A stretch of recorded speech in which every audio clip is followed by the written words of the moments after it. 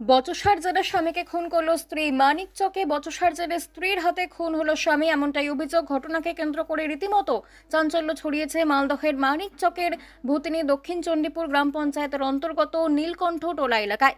একটি নির্জন আমবাগান থেকে উদ্ধার হলো স্বামীর নিথর মৃতদেহ। জানা গিয়েছে মৃত ব্যক্তির নাম উত্তম মহালদার। তিনি মালদহ রতুয়ার বালুপুর এলাকার বাসিন্দা। স্ত্রীর নাম শান্তনা কুমারী। তাদের এক কন্যা সন্তান রয়েছে। ঘটনার সম্পর্ক জানা গিয়েছে দিল্লিতে স্বামী এবং স্ত্রী দুজনে দিনমজুরের কাজ করতেন এবং সেখানেই থাকতেন। স্থানীয় সূত্রে খবর, দিল্লিতে তাদের মধ্যে ঝামেলা লেগেই থাকতো।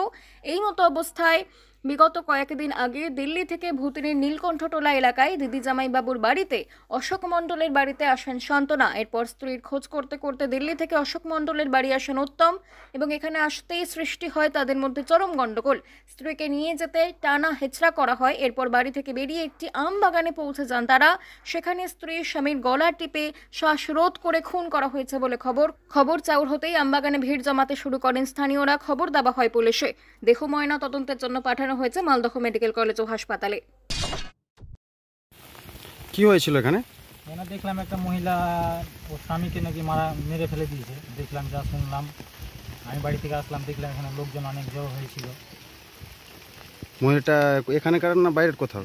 মহিলাটা বাইরের, বালুপুর সাহাপাড়া। আর ছেলেটার বাড়ি, মেয়েটার বাড়ি। আচ্ছা, মেয়েটা এখানে কি করতে এসেছিল? মেয়েটা এসেছিল দিদি বাড়ি, নীলকণ্ঠটোলা দিদির বাড়ি।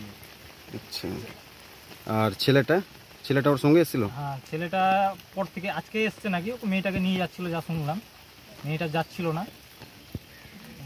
মেয়েটাকে নাকি উঠিয়ে নিয়ে যাচ্ছিল কোলে করে ছেলেটা। পুলিশ এসেছিল? হ্যাঁ, পুলিশ এসেছিল, ইনভেস্টিগেশন চলছে, কী হয় দেখা যায়। ওকে।